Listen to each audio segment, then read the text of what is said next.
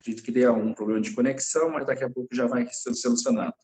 É uma noite chuvosa aqui em Campo Grande, em muitos locais da cidade posso ter sinais fracos de internet. Eu mesmo tive que mudar 2 vezes de local porque o sinal estava muito fraco. Acho que a doutora Cíntia está com o microfone mudo, né? Mudo. Boa noite, isso mesmo, eu estava falando sem microfone, sem áudio. Doutor Flávio, muito obrigada mais uma vez pelo convite, pela confiança para estar aqui, e aproveito novamente para parabenizar o CRF-MS por essa brilhante e pioneira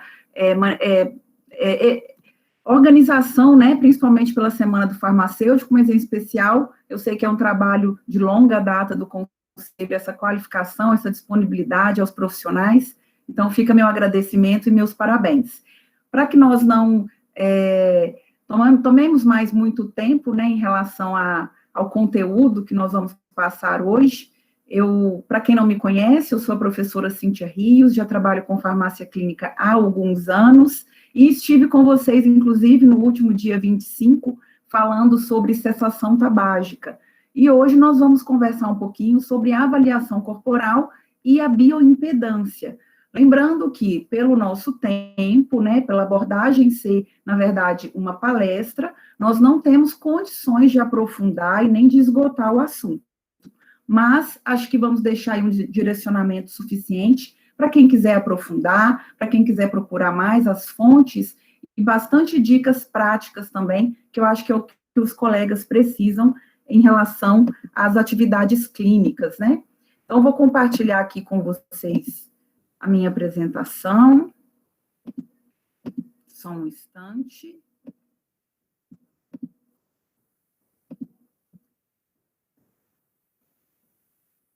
Como eu não consigo visualizar, eu vou tentar iniciar aqui também pelo celular, para eu conseguir acompanhar um pouquinho melhor o que está acontecendo aí.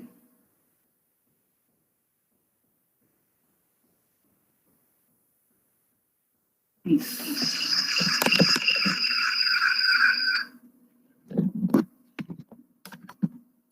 Bom, vamos lá, então. O nosso tema hoje é a avaliação corporal por bioimpedância, como o farmacêutico pode atuar. Então, para começar, eu trouxe uma ilustração aqui, foto da internet, mas que demonstra bem a polêmica que eu quero trazer para a gente discutir. Aqui eu tenho uma balança que está colocando exatamente o peso de 90 quilos para essas duas ilustrações que tem, na verdade, figuras bem diferentes, né? Mas deixando claro que nós temos o mesmo peso para esses dois homens. Então, o questionamento aqui é a gente fazer essa observação clara. Será que é possível esse moço atlético, né, musculoso, que está posicionado aí de sunguinha vermelha, ter exatamente 90 quilos, e esse senhor já um pouco mais, vamos dizer assim, fofinho, que está de sunguinha azul, também ter 90 quilos? Então, a nossa realidade é que sim, isso é possível. E eu quero começar mostrando essa imagem para a gente começar a compreender o papel que a bioimpedância tem no cenário de gerenciamento, gestão de peso, obesidade, sobrepeso, tá? Necessidade de mudança de composição corporal. Por que isso é possível? Na verdade, nós temos uma diferença muito grande de densidade do que é parte aí da nossa composição corporal. Em especial, eu vou chamar a atenção aqui hoje para gordura e para massa muscular. É uma figura ilustrativa também, mas demonstra novamente muito bem a ideia de que o mesmo quilo, então eu tenho um peso, que ela está lá na balança, é 1 quilo, ele vai ter volume diferente, então ele vai ocupar espaços diferentes. Veja que eu tenho 1 quilo de músculo, como ele é mais denso, ele está mais firme, mais enxuto, né? Então, ele ocupa esse espaço.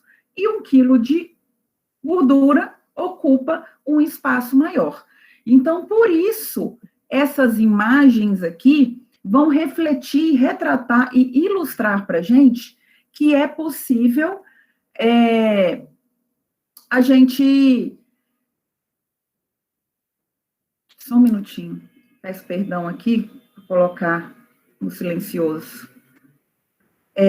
Então, aqui retrata que é possível a gente ter dimensões corpóreas diferentes, estruturas corpóreas diferentes, né? Formatos de corpo diferentes, com pesos muito semelhantes, ou até, como é esse caso aqui, essa paciente aqui, essa pessoa, na verdade, ela tem 64 quilos na foto que ela está mais esbelta, e tem 62 quilos na foto que ela está um pouco menos esbelta. Então, veja que a gente tem uma diferença para mais, né? Então, a foto que ela está de top azul, que a gente consideraria aí que tem uma pequena diferença em relação à anterior, onde ela está com a silhueta mais afinalada, ela está com o abdômen mais definido, na verdade, ela é mais pesada em termos de quilogramas do que na foto que a gente tem de comparativo, tá? A mesma coisa a gente tem aqui, né, de uma maneira um pouco mais exagerada, mas é esse o intuito de mostrar que eu posso ter uma composição mais esbelta com o mesmo quilograma de uma composição que tenha um volume corpóreo e uma massa corpórea geral, né, maior. A última ilustração, para a gente entender, né, realmente, visualmente, do que a gente está falando, eu tenho 62 quilos nas duas imagens. Porém, eu tenho formato de corpo, dimensão corporal, composição corporal muito diferente. E é exatamente essa a função que a bioimpedância vai ter. A bioimpedância é um método, tá, capaz de avaliar, de estimar a composição do organismo. Então, ela é responsável por fazer a avaliação da composição corporal. E por que isso é feito dessa forma tão diferente e me dá aquela dimensão em peso e quilograma diferente? A bioimpedância, ela vai ser um método aí que é não invasivo, então ele é externo, né? Não causa dor, então ele é indolor, não emite radiação, é feito de maneira muito rápida, é muito seguro e é muito simples de realizar. E qual que é a lógica, né, da bioimpedância? Na bioimpedância, a gente vai ter correntes elétricas de baixa amplitude aí e alta frequência circulando em todo o corpo do paciente durante o período, tá, da realização do exame. Então, a gente capta aí, com as correntes elétricas, a resistência e a reactância do organismo, e aí a gente vai para uma análise estatística, uma inferência estatística, onde é verificado, por exemplo, pela resistência e pela condutância da água, que nós temos extra e intracelular, como a massa gorda, ela tem grande parte da sua célula preenchida por água, então a gente consegue predizer a massa gorda, e aí é feito vários cálculos estatísticos para poder também inferir a massa muscular, percentual de água no organismo, gordura visceral. Algumas balanças vão trazer aí dados como composição mais estrita, né, mais detalhada, como os minerais, proteína, percentual de taxa metabólica. Então, através dessa medida de condução elétrica,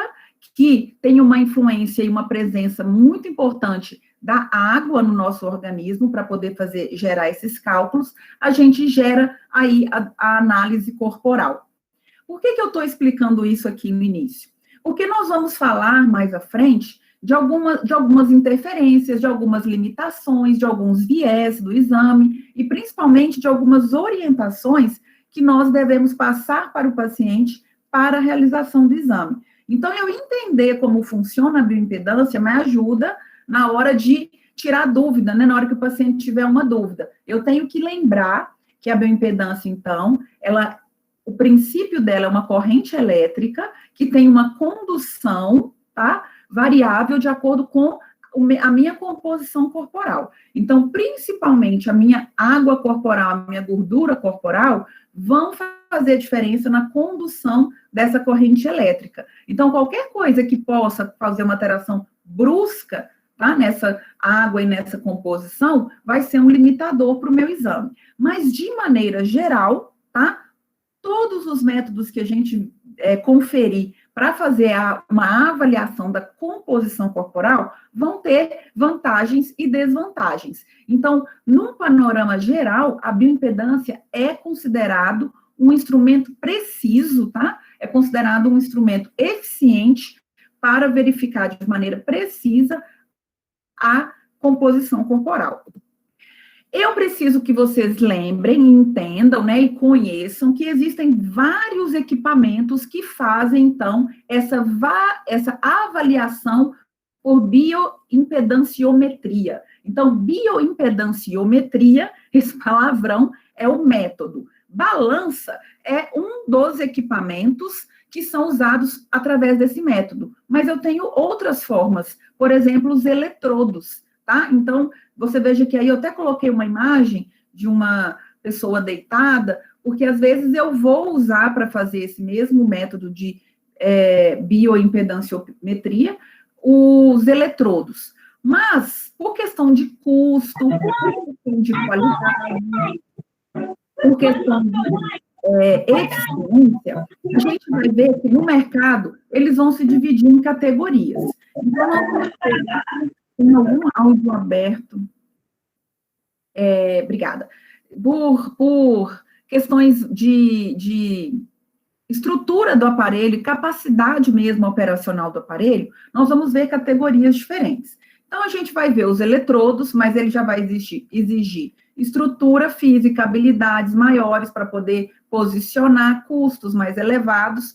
E eu vou ter os equipamentos que são considerados domésticos. Eu coloquei 2 exemplos do doméstico aí. Tem a balança da Onro. Eu não sei se a minha setinha está balançando aí para vocês verem, acho que está assim. Essa da Onro é a queridinha, porque ela tem uma boa precisão e é um equipamento relativamente de um custo acessível. E essa balança, como vocês estão vendo, ela desconecta, tá, a parte aqui superior para que possa ser feita a análise nas mãos. Então, o paciente sobe, coloca o pé aqui nessas 2 plataformas aqui, que são, na verdade, os nossos eletrodos, e essa platina aqui é o eletrodo da mão. Ele vai levantar, suspender e esticar. Então, eu fecho a corrente com eletrodos nas mãos e lá nos meus pés. Essa outra aqui não tem o suporte para as mãos. Então, eu só tenho corrente nos pés. Quer dizer que não passa no corpo todo? Passa. Ela começa lá no pé, sobe, gira na cabeça e volta para o pé. Só que ela não tem nenhuma sustentação, como o outro das mãos, que dá força para essa condução ser mais ininterrupta e frequente, né? E essas outras 2 aqui são balanças profissionais também, tá? Que usam eletrodos fixos também. Eu falei eletrodos, todas usam, tá? Só que essa da mocinha deitada aqui na cama são eletrodos móveis, né? Que a gente tem que posicionar nos pés e nas mãos do paciente. Essas 2 balanças aqui, que tem a coluna, são balanças também profissionais, consideradas aí de uma superioridade em relação a essas aqui de pezinho da Onro, que são consideradas balanças domésticas. O que quer dizer ser uma balança doméstica e ser uma balança profissional? Em especial, é a capacidade do equipamento em relação à sua condição de calibração. Uma balança doméstica, ela vai garantir aí que você faça, por exemplo, até umas 8 aferições ao dia, dando um intervalinho entre elas. Mais do que isso, se você começar a usar essa balança num intervalo muito curto e fizer muitas aferições, o que vai acontecer é você não poder confiar no resultado, tá? Mas para quem está iniciando, para quem está começando as atividades, então ela atende, porque 8 exames por dia é um excelente número, né? Para você atender 8 pacientes ao dia, você tem que ter aí uma agenda bem lotada, tá? É a realidade. Já a balança que é profissional, ela já me permite uma tranquilidade, um número mais ilimitado, tá, de exames, sem eu precisar desconfiar desses resultados. Em relação também aos equipamentos, é importante na hora da escolha a gente verificar o que tem registro na Anvisa, o que tem registro no Inmetro, tá? Principalmente na Anvisa e no Inmetro, na Anvisa, esse tipo de equipamento não tem obrigação de ser registrado. Então, muitos vendedores, muitos representantes de marcas e de modelos, eles, né, vêm vender para a gente, vêm oferecer para a gente, sem ter o ateste da Anvisa, porque justamente não é obrigatório. Mas os bons equipamentos são registrados. Então, é um dos fatores aí de critério, de checklist, que a gente pode usar, tá, na hora de fazer a compra dos equipamentos. E, além disso, nós temos uma diretriz, tá, de avaliação corporal por bioimpedância, deixei referência aí para vocês, que diz quais são os melhores equipamentos na hora de fazer a escolha. E aí a gente vai ver que os melhores equipamentos são os que possuem 8 eletrodos, tá? E eles têm o que a gente chama de avaliação por multifrequência. Cíntia, eu não estou entendendo nada.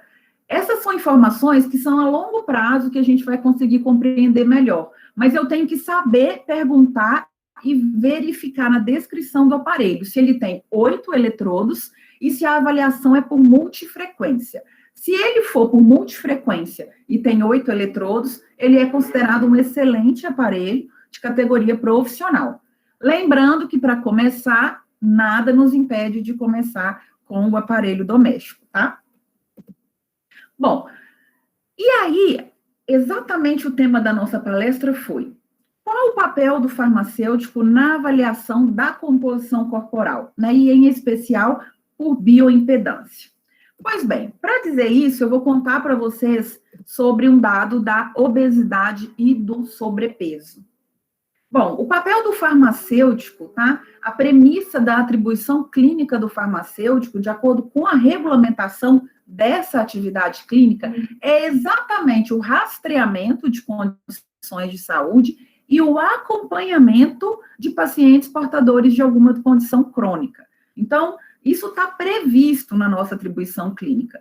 E aí eu digo para vocês que hoje a gente tem na população uma prevalência de sobrepeso, em média de 51%, então mais da metade da população geral, tá? Hoje ela está em sobrepeso. Se eu analisar só a população masculina, 54% dos homens estão em sobrepeso. E se eu analisar só a população feminina, 38% das mulheres estão em sobrepeso. Quando esse dado a gente vem para a obesidade, a gente já tem que 17,5% da população está obesa. População só masculina, 16%. População só feminina, 18%. Pois bem, obesidade é uma doença, tá? É uma condição crônica que tem CID, inclusive.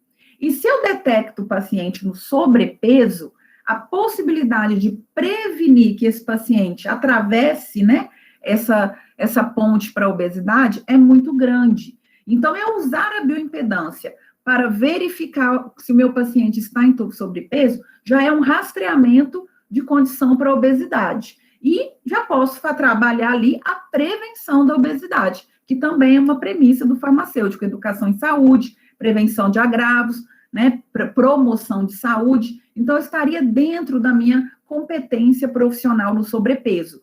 E eu rastreando também pacientes em obesidades e iniciando o tratamento, eu estou dentro da minha competência de acompanhamento de pacientes em condições crônicas, tá? Que precisam de controle. Então, meu papel é trabalhar uma prevalência importantíssima e que, inclusive, é fator de risco para diversas complicações, né, e diversos problemas aí, que é o quê? A obesidade e o sobrepeso. E o que é, né, a obesidade? Quando a gente está falando obesidade, eu estou falando de quê? Clinicamente falando, a condição ela é multifatorial, então eu vou ter várias características ali, mas eu preciso ser objetivo em dizer que trata-se, na verdade, de um acúmulo excessivo de tecido adiposo. E aí eu tenho esse acúmulo com o sobrepeso num nível menos avançado e num nível mais avançado quando eu já percebo esse acúmulo na obesidade. O que causa esse excesso de peso, de tecido adiposo, né? Esse excesso de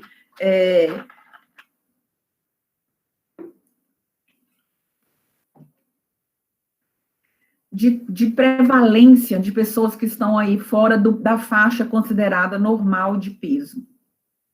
Não, como eu falei, é multifatorial, não tem como a gente colocar uma causa apenas, mas a gente vai elencar algumas importantes aqui, só para contextualizar o nosso assunto, para a gente entender a importância da atuação do farmacêutico na realização de bioimpedância. Então, por exemplo, eu posso ter doenças, tá, que causam aumento do peso, aumento do apetite, que consequentemente gera um aumento de peso.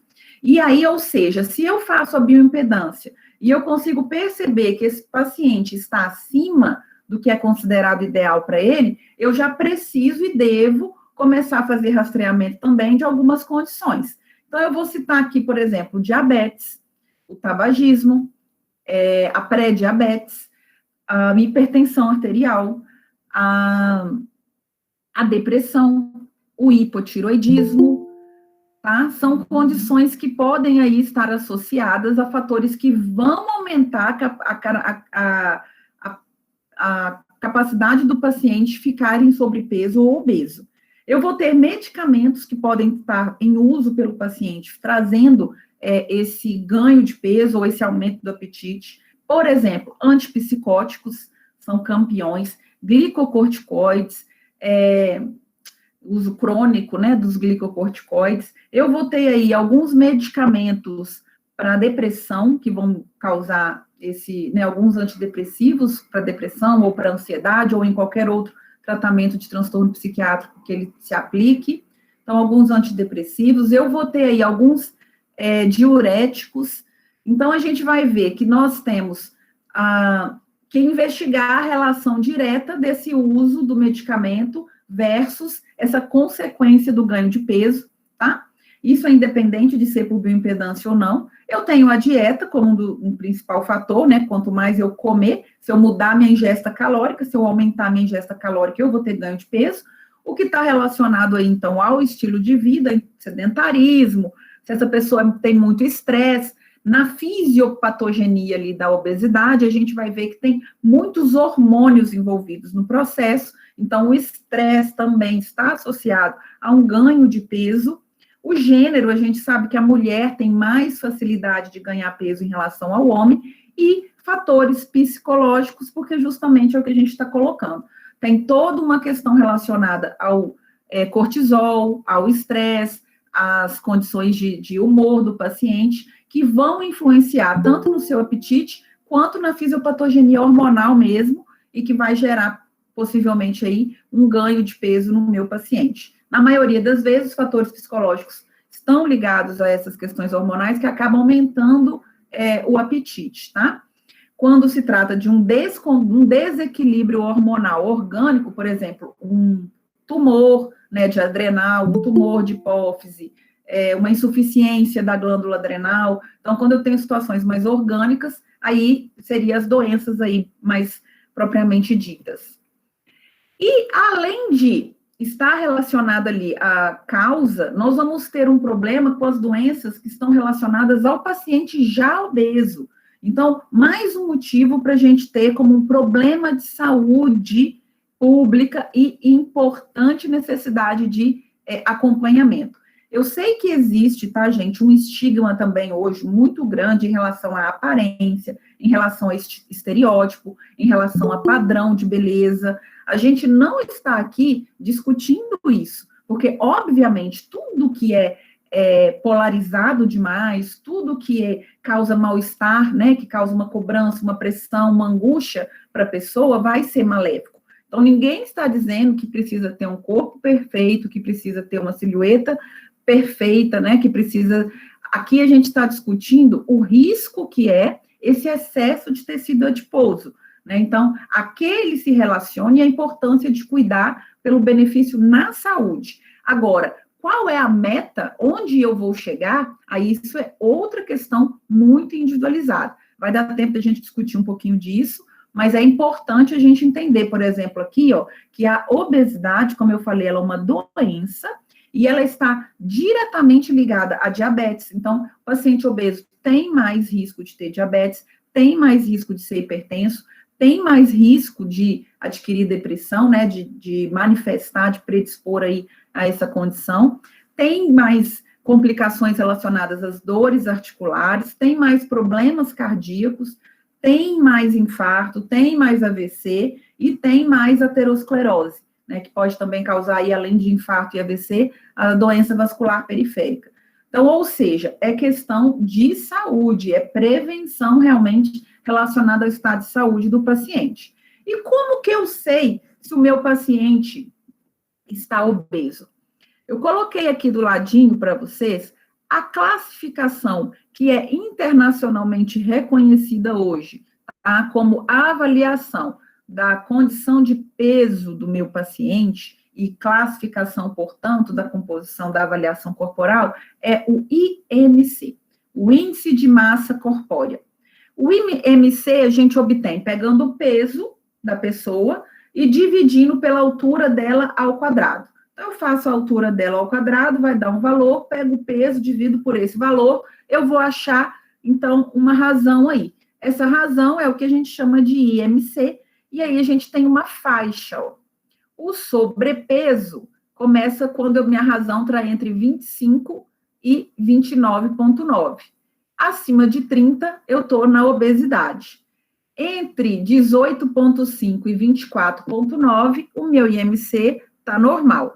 E abaixo de 18,5, eu tenho um paciente baixo peso, né? Está desnutrido.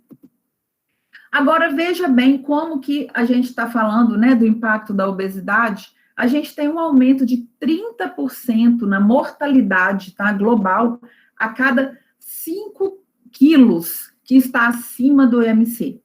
Então, a cada 5 quilos que eu estou acima do meu IMC normal, considerado normal para mim, eu já começo a ter 30% a mais de risco de morrer. E o IMC entre 20 e 25, os estudos demonstraram que ele foi relacionado a uma menor mortalidade. E tem todo um histórico aí, ó, de aumento de doença isquêmica, de infarto, diabetes, ó, 216, mais que dobra a chance de ter o diabetes, né? Doença renal crônica, doenças neoplásicas, né? Câncer, também é aumentado a chance em pacientes obesos e doenças respiratórias, além das que a gente já citou anteriormente.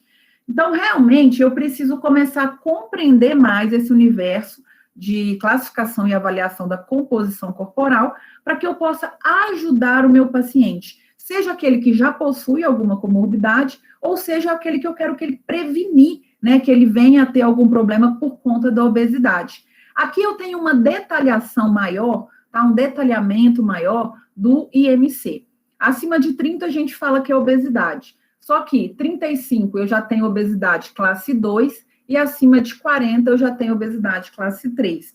Por que isso vai ser importante? Em especial pelo risco cardiovascular do paciente, tá? Que eu já vou ter um aumento considerável no paciente com obesidade classe 3, e também pela escolha do tratamento. Então, as diretrizes de tratamento para pacientes vão variar um pouco de acordo com o seu IMC. Exemplos, pacientes com obesidade classe 3, ele já pode ser um paciente, tá, verificando outras condições e outras variáveis, para cirurgia bariátrica, ao passo que o paciente da obesidade classe 1 ou o paciente do sobrepeso, ele não vai entrar ainda, né, com essa indicação, a não ser que ele tenha outras comorbidades para justificar isso. Bom, o IMC é que me deu essa classificação, mas ele tem limitações. Por que ele tem limitações? Vou fazer você lembrar lá daquela fotinha que a gente viu no início, quando a gente começou a conversar. A gente pode ter duas pessoas que pesam 90 quilos, mas com composições corporais de massa magra e massa gorda muito diferentes. E o IMC não vai distinguir isso. Ele é peso absoluto. Então, independente, né, de quanto esteja a minha massa gorda, o meu IMC é absoluto. Ele também não vai ver a minha distribuição corporal. Então, aquele paciente que é magrinho, mas tem aquela gordura abdominal muito importante, ele não vai verificar. E já tem alguns estudos, né? Aliás, vários estudos evoluíram e demonstraram que essa gordura da região abdominal é um importante fator preditor de infarto. Então, né, de problemas cardiovasculares, inclusive AVC também. Então, um paciente que for magrinho, tá? Então, está com o IMC normal, mas ele tem aquela gordura abdominal acima do que é desejável para o biotipo dele, ele continua em risco, e o MC não vai pegar isso. Então, a gente tem limitações do MC, e ele também não vai fazer essa distinção, né, que é exatamente isso. O homem de 30 anos, homem de 30 anos, mas com composições diferentes, o IMC vai dar a mesma coisa. Então, por conta dessas limitações do IMC, a ciência foi evoluindo, tá? E já passaram-se a existir outros métodos para avaliar a composição corporal. E aí, veja que eu trouxe alguns aqui citados para vocês, que talvez vocês vão achar diferente, mas a tomografia computadorizada também pode ter essa finalidade, porque ela permite analisar os tecidos gordurosos. A ressonância magnética também permite essa visualização. A ultrassonografia também permite essa utilização. Mas e aí? A gente vai mal tem acesso, né, a esses exames em condições clínicas mais investigativas e diagnósticas, quanto mais para fazer a avaliação da gordura corporal. Então, eles acabam sendo descartados pela dificuldade mesmo de acesso a esse tipo de exame. Aí eu voltei a relação circunferência abdominal, que eu deixei pintadinho de azul aí, que é, então, a medida, tá, do meu abdômen e do meu quadril, eu vou mostrar, que vai me ajudar a avaliar a composição corporal. Eu vou ter circunferência abdominal como um fator também, tá, como um dos métodos. Eu vou ter a medida da espessura das pregas cutâneas, vocês já devem ter visto, é muito comum nutricionista e em academia fazer, que é o adipômetro, né, aquela tesourinha que vai medir as pregas cutâneas, e aí, baseado nos centímetros ali de cada parte do corpo, você faz um cálculo, e aí você tem a adiposidade corpórea total, e aí a gente chega na bioimpedância. Então, diante de todos esses métodos, gente, que a gente tem para fazer avaliação corporal, todos eles têm limitações, todos eles têm desvantagens, tá? Então, os que são mais em conta são os de azul e o rosa. O rosa, que é muito considerado um dos mais efetivos e de pouco custo, que é o adipômetro, que é você medir as pregas, ele tem um viés que é o seguinte: primeiro, depende muito do avaliador. Se o avaliador hoje pegou numa região do meu braço e na outra vez que ele for avaliar para comparar, ele pegou em outra região, um pouquinho que mudar a região já vai dar uma alteração no resultado. Ao mesmo tempo, a medição das pregas cutâneas, ela é feita com várias medidas de prega. Várias no braço, braço frente, braço trás, perna frente, perna atrás, perna lateral, abdômen, costas, panturrilha. E, infelizmente, existe uma versão pocket, que a maioria dos profissionais usa, e essa versão pocket, embora ela seja utilizada para controle, né, para fazer antes e depois, para uma avaliação do perfil de adiposidade corporal total, ela deixa a desejar também. Mas é considerado um dos métodos que são eficazes, tá? Que podem e devem continuar sendo feitos para avaliar a composição do corpo, e, inclusive, o farmacêutico também pode fazer, com a finalidade de identificar a composição corporal, seja para rastrear sobrepeso ou obesidade, ou seja, por exemplo, para acompanhar resultado de um tratamento que o próprio farmacêutico pode conduzir, né? O próprio farmacêutico pode ser o responsável pelo programa de gestão de peso. Então, nada impede que ele tenha as medidas clínicas desse paciente e que ele faça isso para fins de monitoramento, tá? E aí, vamos conhecer, então, na prática aqui, o que eu recomendo para vocês. O que é um método mais prático, mais eficiente, mais efetivo, é a gente usar a fita métrica para eu fazer circunferência abdominal do meu paciente e a bioimpedância, tá bom?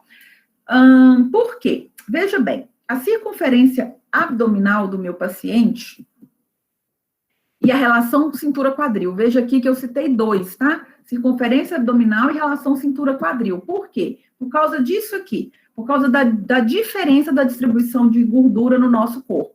Tem pessoas que têm o corpo meio pera, ele tem cintura fina e quadril mais largo.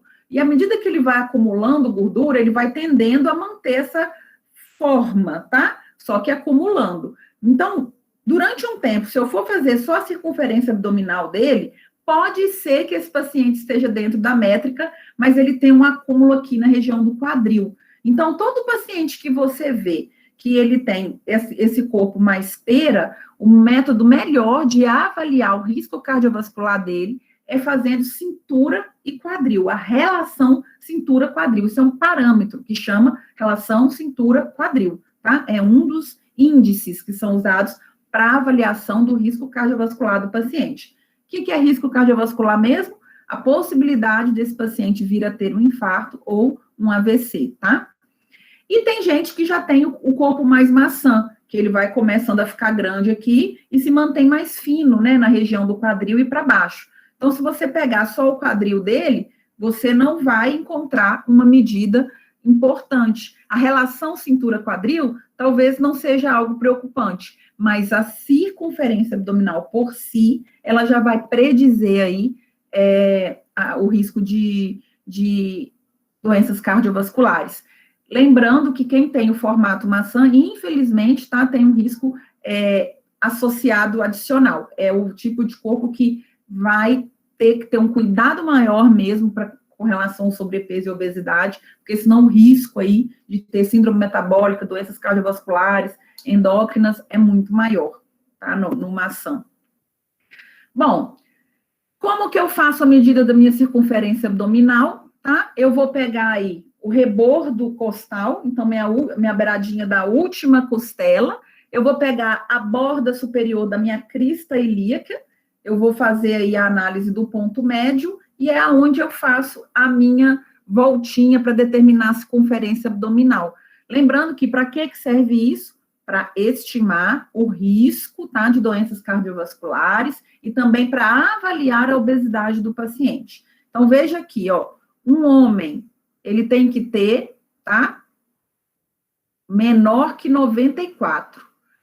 Aí, se ele tem entre 94 e 102, vou colocar aqui, ó, entre 94 e 102, eu vou ver de acordo com o IMC dele. Se ele for sobrepeso lá no IMC, ele já tem um risco aumentado para diabetes e doença cardiovascular. Então, o ideal é eu manter a minha circunferência abdominal, se eu for homem, abaixo de 94, e se eu entrar entre 94 e 102, aí eu preciso manter um IMC normal, pelo menos. Ou seja, eu posso ter uma circunferência abdominal de massa muscular. Aí, ok. Por quê? Provavelmente o meu IMC vai estar normal. Agora, se eu tiver uma circunferência abdominal acima de 102 para o homem, já é alto risco cardiovascular. Na mulher, a gente tem abaixo de 80, ideal. Entre 80 e 88, eu já preciso ter atenção, porque se eu tiver o IMC no sobrepeso, eu já tenho um risco cardiovascular aumentado. E acima de 88, eu já estou com um risco cardiovascular realmente aumentado, é onde eu tenho que trabalhar para emagrecimento, para eu ter redução de medidas, né?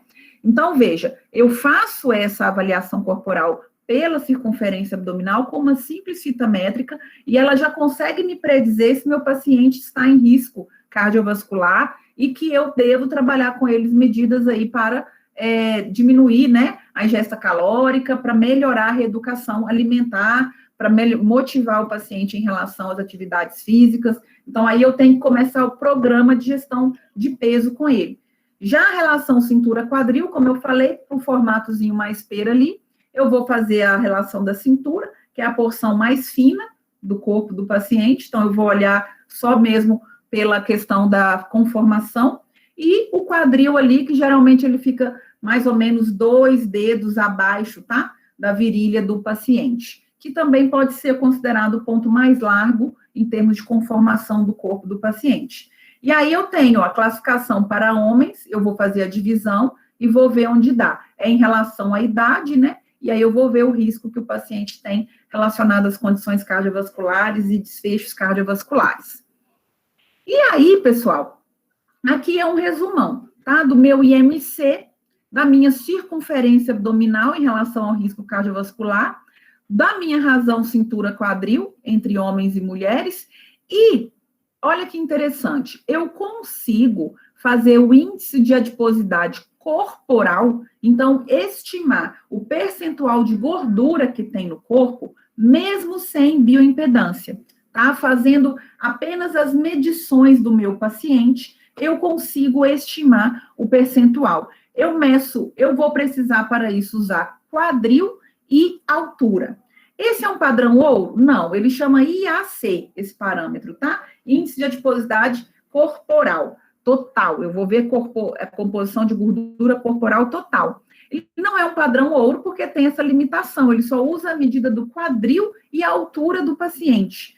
Porém, ele serve de parâmetro para quando a gente não tem a balança, é um parâmetro adicional, porque eu tenho aqui, ó, os valores de referência do que eu espero de percentual de gordura. Então, eu não fico tão preso só ao peso do meu paciente, tá?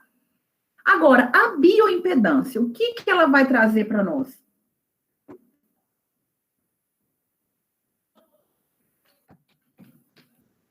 Como eu falei, a bioimpedância é um método, na verdade, então, nós temos uma balança de bioimpedância e ela vai trazer as variações de acordo com o modelo. Gente, então, é muito importante essa parte. Nós vamos ter, como eu mostrei lá atrás, vários tipos de equipamento. Cada equipamento fornece as suas variações de indicadores, tá? A maioria traz IMC, percentual de gordura, percentual de massa muscular, gordura visceral, peso.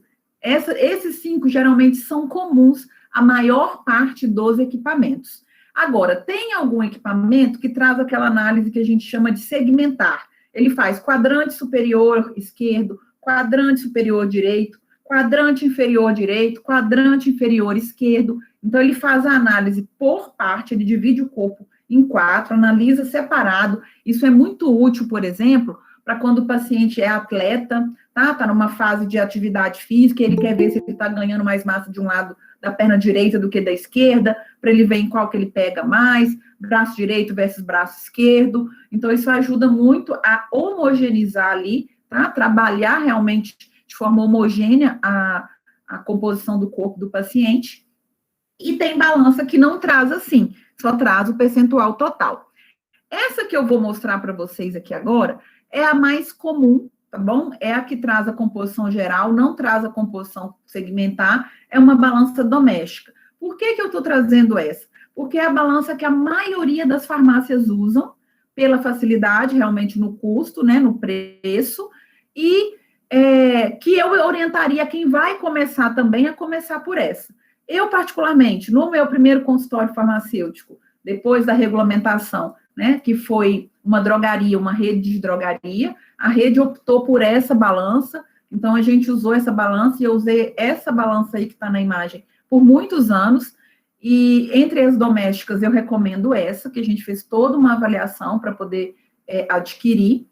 Agora, quando eu fui para o meu consultório autônomo, quando eu inaugurei em Campo Grande o consultório, eu resolvi, né, fazer um investimento e adquirir a balança profissional. Então, hoje eu trabalho com a balança Embore, que já faz essa análise toda segmentar, que traz toda a estratificação, tá? Mas eu recomendo que a gente possa começar com essa sem nenhuma dificuldade. Agora, eu tenho condição de investir, investe, porque a confiança do resultado, com certeza, é maior, tá? Em relação a você discutir isso com outros profissionais, estar no meio do mercado, na balança profissional. Então, vamos lá. O que essa balança tem de resultado? Eu trouxe aqui uma ficha, exatamente para a gente discutir um pouquinho como que eu vou preencher os resultados do meu paciente. O que essa balança tem de diferente aqui? Deixa eu dar uma olhadinha aqui no tempo que a gente já percorreu. A balança, ela vai ter o peso, ela vai me dar, tá? Agora, a altura do paciente, eu vou cadastrar na balança na hora que o paciente chega. Isso é uma parte muito mecânica, que dá um nozinho na nossa cabeça no início, mas depois isso fica muito automático. Então, não fiquem, né, assim, apreensivos e ansiosos com essa etapa, porque é só questão de memorização, só copiar passo a passo como que cadastra os dados nela, e depois isso vira, né, tira de letra. Então, se o paciente vai chegar, você vai cadastrar lá no equipamento o peso, a altura, a idade e o sexo do paciente. Essas informações, você que alimenta o equipamento. Aí ele sobe no equipamento, vou voltar aqui, ó, ele sobe, coloca o pezinho aqui, estica essa porção do braço, ó, aí ele vai fazer fechando esse circuito elétrico aqui, que é o que eu falei, que sobe e tem essa sustentação, né, e desce, passa no corpo todo, passa no outro braço, a corrente elétrica desce. Gente, não dura 2 minutos, acho que se durar 2 minutos é muito, depende do equipamento. Esse aí da ONRA é muito rápido, os profissionais são um pouquinho mais lentos, mas se durar 5 minutos é muito também. Então, o que a gente pede para o paciente nesse momento? Apenas para ele ficar sem conversar, sem mexer, né, o máximo que ele puder, e aí a gente vai fazer o exame. Ele desce do equipamento, o exame dá o resultado nesse leitor aqui, ó, nessa própria carcaça dele já vai sair o resultado, nesta balança, nesse tipo de equipamento, lembrando isso. Aí eu vou anotar o que saiu lá, o peso do meu paciente, ele já calcula para mim o IMC, então eu já vou saber o IMC, você anota aqui no cinza, ó, e aqui embaixo você usa para pôr qual é o valor de referência.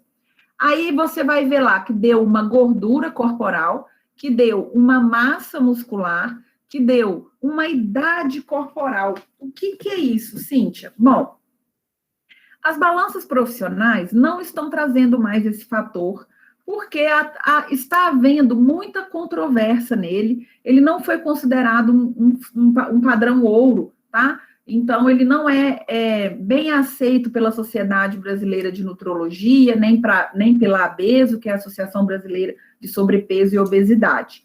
Mas no resultado da balança da ONRA e das balanças que tem esse fator, ele significa mais ou menos como o seu corpo está se sentindo.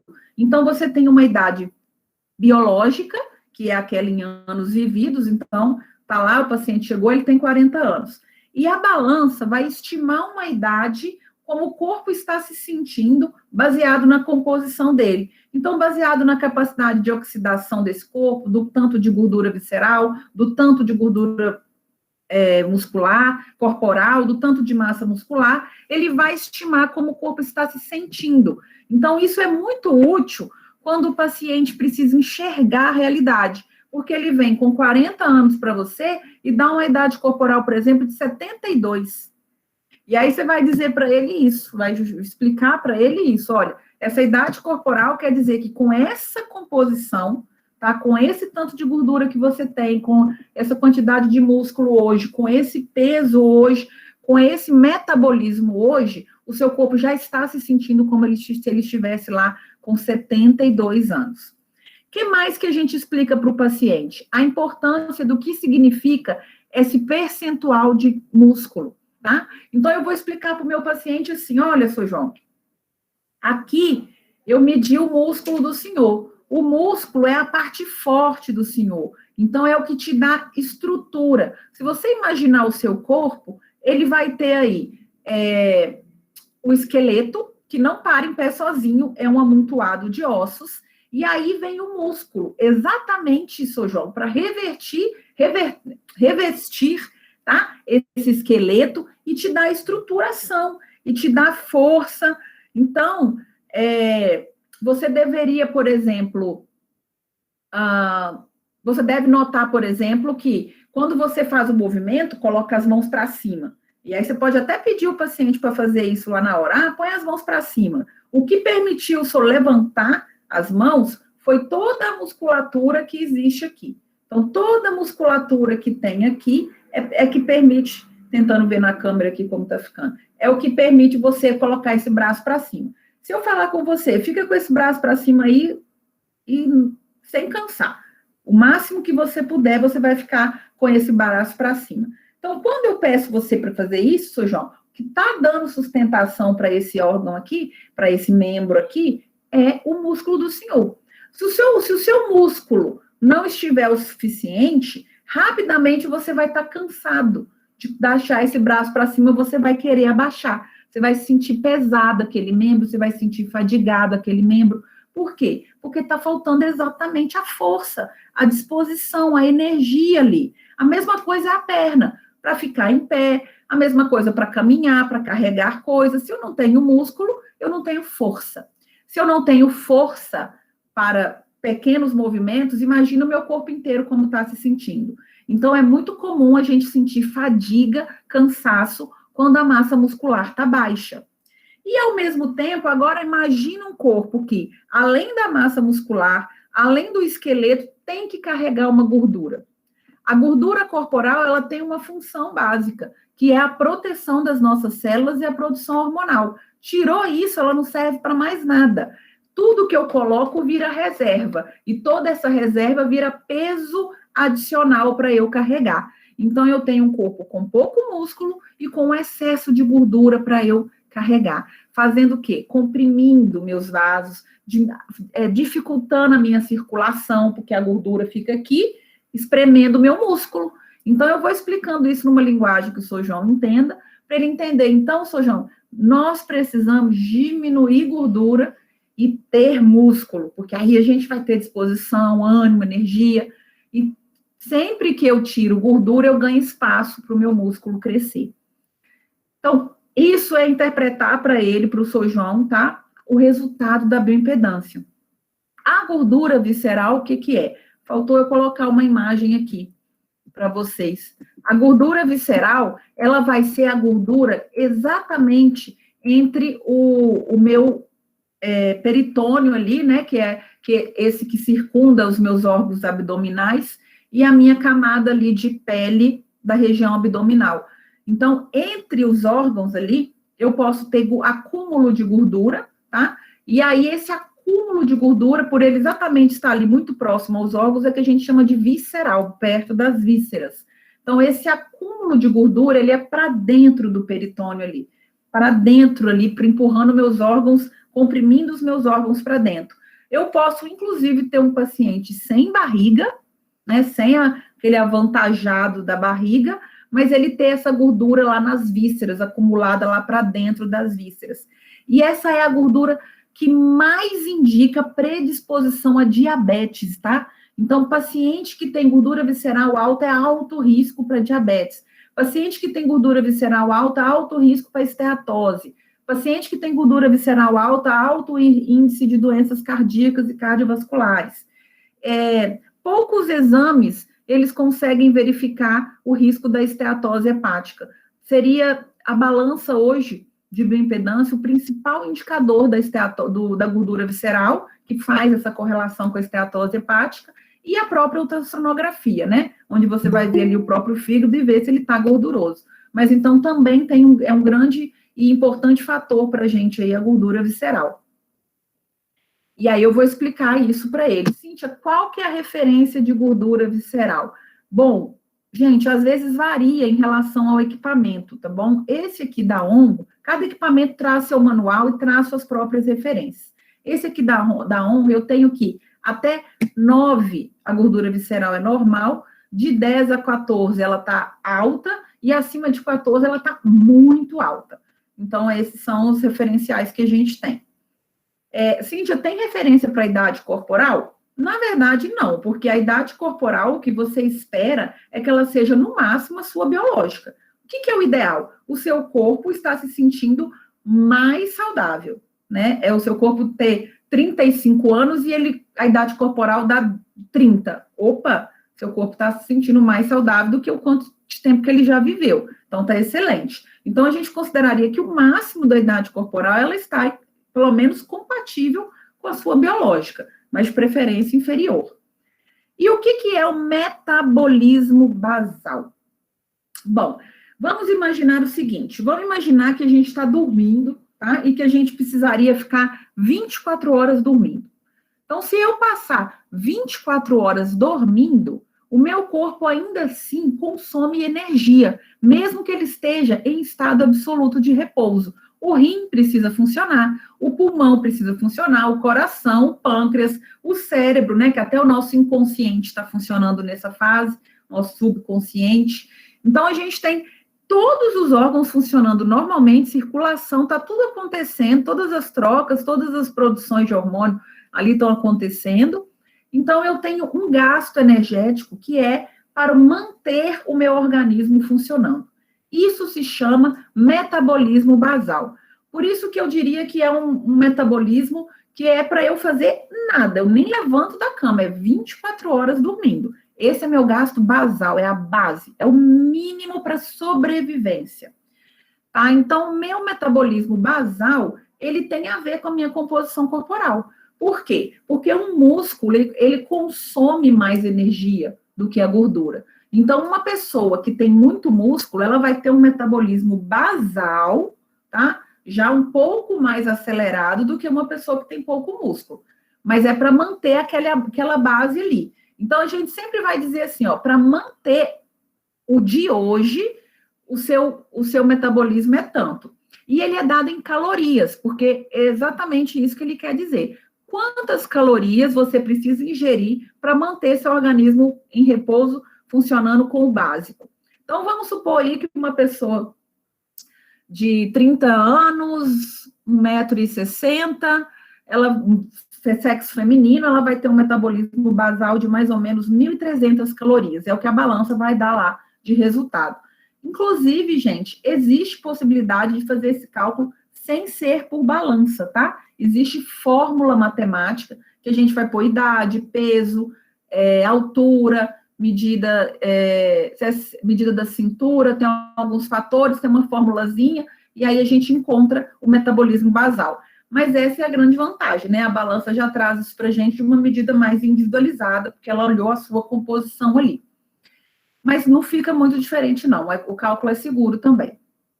Então, veja, o metabolismo basal é isso. Para eu ficar dormindo 24 horas, vai dar lá 1.300 calorias. Exemplo hipotético aqui, tá? Para essa paciente de 30 anos, 1,60 m. Aí, gente, diferente de metabolismo basal, é o gasto total de energia, que está aqui, ó, no outro quadradinho. O gasto total de energia, a balança não me dá, porque a balança não sabe quantas vezes eu exercito na semana, se eu sou sedentário, se eu sou atleta, tá bom? Então, não tem como a balança me dar o gasto total de energia. Mas, baseado no metabolismo basal, eu consigo calcular o gasto total de energia da pessoa. Então, funciona assim. Se der 1.300 calorias ali, o meu gasto basal, eu vou analisar e vou perguntar para ela, Dona Maria, sou João, né? Carol, seja lá quem for meu paciente, você faz alguma atividade física regular? Você pratica atividade física regular? Quando o paciente não pratica atividade física regular, mas ainda assim a gente vai saber que ele levanta, sai da cama, vive, né? Sai, tem um trabalho, leva a criança da escola, então ele tem uma atividade básica normal do dia a dia. Ela não é uma atividade extra física regular, mas ele tem uma atividade que é sair da cama e não dormir 24 horas. Quando é assim, eu multiplico, tá? Por 1,1 o metabolismo basal dele. Então, eu coloco que o fator de atividade desse paciente é 1,1. Cíntia, de onde saiu esse resultado? Estudos. Isso é uma conclusão, tá? Então, é assim. Eu já uso essa regrinha para chegar no gasto total de energia do paciente. 1,1 para pessoas que são sedentárias, não fazem atividade regular. Então, por exemplo, estou pegando a calculadora aqui. 1.300 calorias é o metabolismo basal, eu vou multiplicar por 1,1, vai dar 1.430 calorias, é o resultado do gasto total de energia dela. Porém, se esse paciente, tem lugar que tem referência que é 1,2, tá? Então, varia entre 1,1 e 1,2 quando o paciente é sedentário. Quando o paciente faz mais do que 2 a 150 minutos de atividade por semana, regular, toda semana ele faz isso, eu multiplico por 1,5.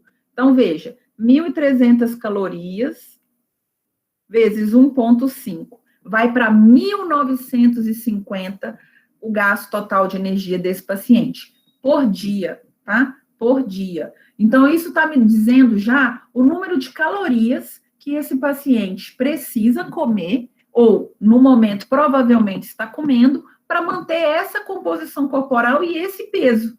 Então, quando eu tenho o gasto total de energia de hoje, dessa primeira avaliação, eu concluo isso, ó, esse paciente aqui, para manter esse peso aqui, acima que seja, essa gordura acima que seja, ele está num gasto total de energia de 1.950.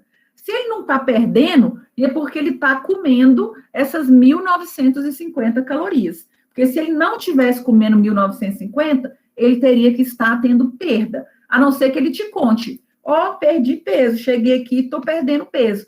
Você já tem que fazer esse raciocínio. Então, esse paciente aqui provavelmente está comendo menos de 1.950 calorias. Porque para manter essa composição, ele precisa de 1.950. Mas ele está tendo redução, ele deve estar ingerindo menos. Ou ele está fazendo mais atividade. Por quê? A gente tem o nível de atividade de 150 minutos para fator 1,5, e eu tenho pacientes que são atletas, que fazem atividade 7 dias na semana, pacientes de alta performance, né? Quando ele tem esse nível de atividade mais elaborada, eu multiplico por 1,7. Então, veja como que ficaria o gasto total de energia dele. 1.300 vezes 1,7. 2.210. Olha como já mudou o perfil de gasto. Então, meu fator de atividade, eu vou aplicar de acordo com a característica e o perfil do meu paciente. Sedentário, atividade regular, nível hard de atividade. Aí eu vou encontrar o meu gasto total de energia. E ele vai servir exatamente para isso, para eu entender o quanto meu paciente precisa mexer no consumo calórico dele para ter perda. Porque vocês concordam comigo? Que eu estou dizendo que para esse tipo de composição, esse gasto de energia encontrado mantém. Se eu quero perder, eu tenho que ter uma redução. Se porventura eu quiser ganhar, eu tenho que ter um aumento. Então, a gente começa a utilizar e a interpretar os dados, né, que a balança traz para a gente na avaliação clínica do nosso paciente.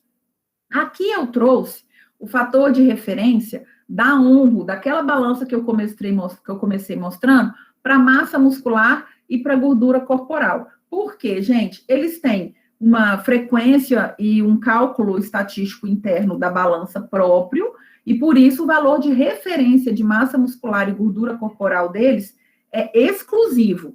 Eu não posso usar a balança ONRO e pegar o valor de referência da Organização Mundial de Saúde para gordura corporal, por exemplo, que não vai bater, tá? Que o cálculo que é usado não é o mesmo.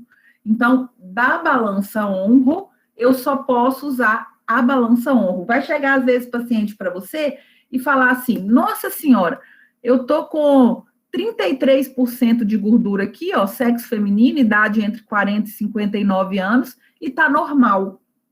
Eu fui na minha nutricionista, tinha dado 25 e ela falou que estava alto. Por quê? Provavelmente ela usou pregas, né? Se ela usou aquela análise de adipômetro, usa o valor de referência da Organização Mundial de Saúde. E se ela usou a bioimpedância profissional, também é referência da Organização Mundial de Saúde. Então, você vai ter que explicar que são variáveis diferentes. Não pode comparar, que essa balança usa uma referência própria dela, ok? Então, cada equipamento, lembra de conferir isso, a maioria dos profissionais, dos equipamentos profissionais, trabalha com a Organização Mundial de Saúde, então mantém a mesma referência, que é essa aqui, ó, tá? Que é essa aqui, que eu trouxe aqui para vocês, ó.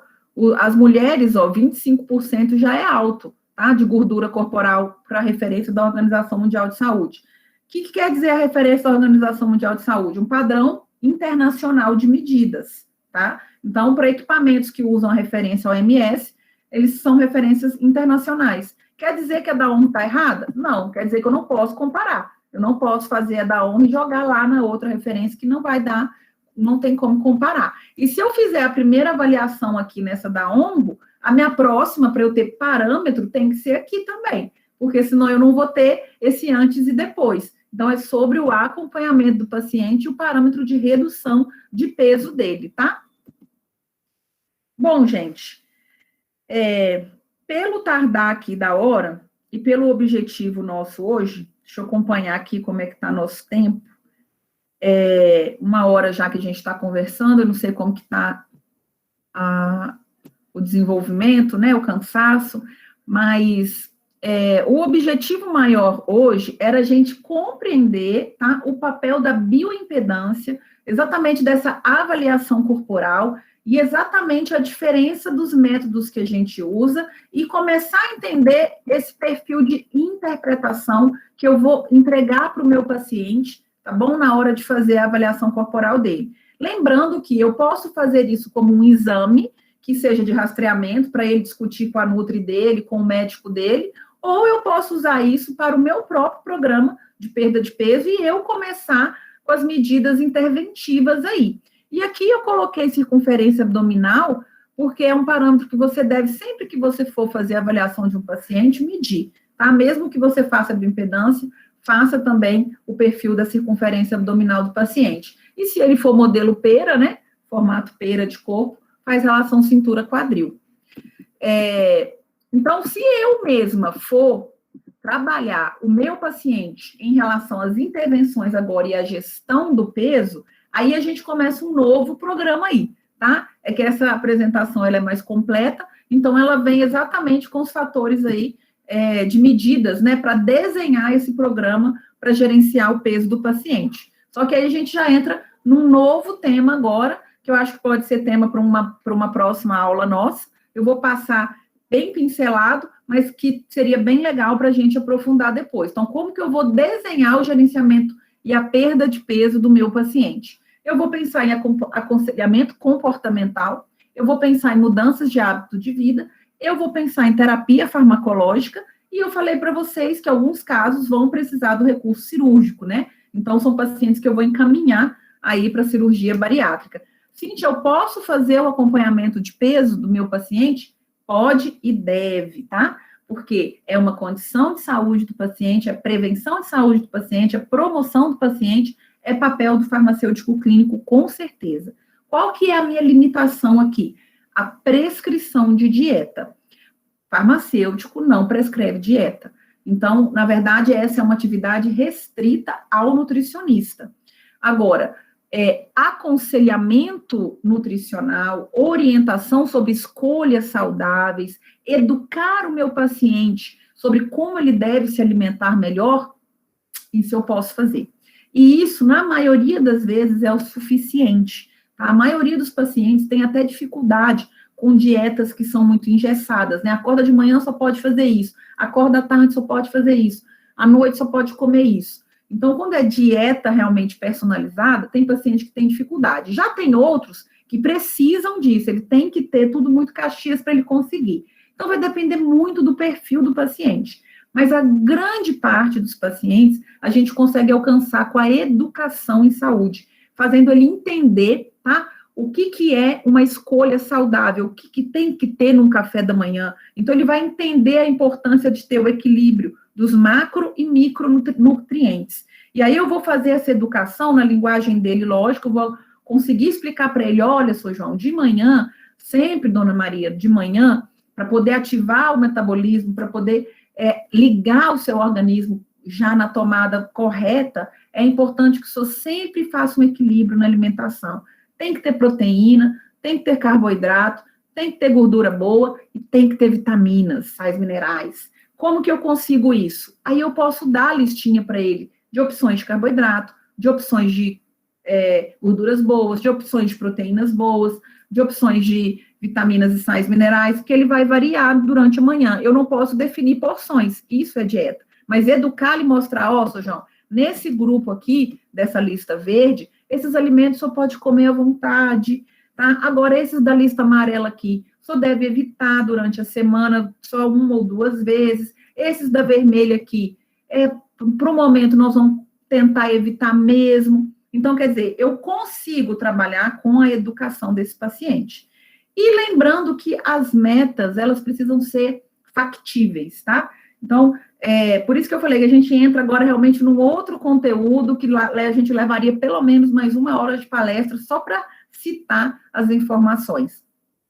Mas eu trouxe aqui um algoritmo mínimo de raciocínio, né? Raciocínio algorítmico, de raciocínio clínico, para que a gente entenda que paciente que está entrando em sobrepeso e não tem nenhum fator de risco, tá? Não é tabagista, não é hipertenso, não é diabético, não tem dislipidemias, não sofreu infarto, não tem histórico familiar, eu posso trabalhar sem pensar aí em suplementação. Agora, um paciente em sobrepeso que já possui um fator de risco, algum desses que eu falei, aí eu já posso começar a pensar em suplementação, né, em farmacoterapia junto com ele também, tá? Lembrar da atividade física e do aconselhamento comportamental. Aconselhamento comportamental é terapia, Cíntia? Não. Terapia é excelente. Paciente que tem distúrbio alimentar, geralmente ele deve ter um acompanhamento psicológico. Mas devido à escassez, à dificuldade de acesso, às vezes o aconselhamento comportamental, que é isso, é eu usar ferramentas e estratégias que vão ajudar o meu paciente a compreender que a maneira como ele enxerga pode estar alterada, né? Por exemplo, tem muito paciente que associa, hoje eu comi, eu acabei escorregando, agora eu vou enfiar o pé na jaca. Isso é uma disfunção cognitiva que ele tem, é uma crença irracional que ele tem de que uma vez que ele escorregou uma coisinha no dia, ele já tem que terminar o dia todo enfiando o pé na jaca. Então, a gente começa a educá-lo comportamentalmente para que ele aprenda, escorregou, bola para frente, põe esse escorregão como uma meta para você falar, bom, então quer dizer que hoje eu já usei uma cota, então agora eu esgotei a cota do dia. Então, a gente começa a conversar e a doutrinar, disciplinar mesmo esse paciente no aconselhamento comportamental. E aí, a gente precisa, quando faz a bioimpedância, e quando é a gente mesmo que vai assumir o tratamento do paciente, a gente precisa começar a calcular metas. Quantos quilos esse paciente tem que perder? Quantos meses ele vai gastar para perder? Em quanto tempo, né, ele vai precisar para poder chegar a essa redução? O quanto é saudável? Quanto de calorias eu tenho que deixar de ingerir? Então, a gente começa a entrar em todo um processo de tratamento, tá? Em todo um raciocínio clínico de diretrizes aí voltadas para gestão do peso, que realmente, hoje, eu tenho todas as informações aqui, faz parte, né, das estratégias de cognição, opções de tratamento, faz parte de uma outra palestra para a gente dar continuidade aí, que, inclusive, eu fico à disposição. O nosso objetivo maior, que a gente gostaria muito de conversar, é que o farmacêutico começasse a entender o que é a bioimpedância, para que ela serve, quais os métodos, que momento eu escolho a bioimpedância, tá bom? E, principalmente, como que eu vou aplicar essa bioimpedância no meu dia a dia, que é essa interpretação ali da ficha. Gostaria de pontuar que é importante sobre a bioimpedância a gente relembrar que pacientes que têm marca-passo não devem fazer, não há uma regra em estudos muito claros, tá, da interferência, então, por segurança, a gente contraindica a realização da bioimpedância em pacientes com marca-passo, contraindica na gravidez, por ter corrente elétrica, né, para não afetar ali na gestação, pacientes com obesidade classe 3, tá, que tem 2 e 3, que tem IMC acima de 35, a gente também não recomenda fazer a bioimpedância, por quê? Porque a composição corporal é tão diferente que o cálculo que tem geralmente no equipamento não é o suficiente para essa diferença que tem na composição corporal de um paciente obeso grau 2 ou 3. Exceções no próprio equipamento. Então, verifica o seu equipamento e veja lá se ele recomenda que você faça ali a bioimpedância de pacientes obesos grau 2 e 3. Se ele recomendar, se vier na descrição do fabricante, ótimo. A grande maioria não recomenda, tá? Faz como avaliação, então, desse paciente? Faz por prega cutânea, faz por medidas, né? Tira medida de braço, medida de circunferência abdominal, IMC. Então, a gente vai usar outros métodos de avaliação corporal. Crianças também tem que olhar na balança. Cada balança tem o seu limite para a idade mínima, que ele vai, de fato, conseguir fazer, por causa da diferença mesmo ali do percentual de massa e de gordura corporal. E algumas restrições. Para fazer o exame, é importante um jejum de 4 horas, de água, inclusive. Então, a gente faz um jejum de água e comida por pelo menos 4 horas. Lembra que eu falei para vocês que a água, ela tem uma interferência direta no resultado. Então, a gente pede esse jejum aí de 4 horas para realizar o exame de bioimpedância, para ele ser mais preciso. Posso fazer sem ser de 4 horas? Pode, mas a precisão começa a ser questionável. Então, se você quer um resultado preciso, é essa orientação que você vai passar para o seu paciente. Além disso, Eu vou evitar exercício físico por pelo menos 8 horas, porque quando eu altero a minha massa muscular ali na exercitação física, eu vou alterar meu resultado de bioimpedância. Então, a gente pede ao paciente 8 horas de intervalo em relação a isso. Bexiga vazia, então o paciente chegou, esvazia a bexiga. Eu peço para o meu paciente estar em repouso por pelo menos 10 minutinhos. Então, se ele chegou exercitando, calma, espera, 10 minutinhos, a gente faz o exame. Tá na diretriz, tá, gente? Então, eu peço, que eu quero dizer assim, você como farmacêutico deve pedir, porque isso é recomendação da diretriz de avaliação por bioimpedância. E eu avalio os medicamentos que o paciente faz em uso. Se algum desses interferirem, tá, na composição corporal ou na retenção de líquido, e for possível, for viável a interrupção em 24 horas, a gente recomenda. Um diurético, por exemplo, tá? A gente recomenda a interrupção em 24 horas. Por quê? Não é nada que vai ocasionar um pico de pressão que vai trazer realmente um prejuízo para o paciente. Agora, se ele usa, por exemplo, por insuficiência renal, aí eu não vou pedir para ele parar. Se ele usa antipsicótico, por exemplo, eu não vou pedir para ele parar. Então, geralmente é o diurético, tá, que a gente pede, ou se ele está usando algum medicamento, suplemento para urinar, termogênico, e aí a gente pede para poder não utilizar em 24 horas para realização do exame. Objetos metálicos tem que retirar do corpo, então brinco, pulseira, anel, relógio, cinto, tá? De preferência o paciente fazer com roupa de banho, né? Ou uma roupa bem leve, e manter esse padrão. Então, se eu fiz de manhã da primeira vez, vou fazer de manhã da próxima vez, porque se eu fizer à noite, eu já tenho variação corporal. Se eu fiz com essa roupa, eu vou manter essas características, para que eu possa conseguir o quê? Ter padrão de comparação equiparável entre os resultados.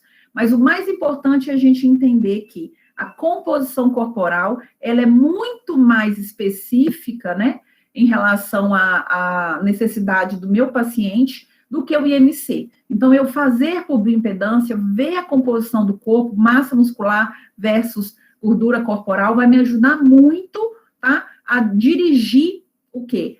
O meu tratamento, as metas de tratamento, meu protocolo de tratamento.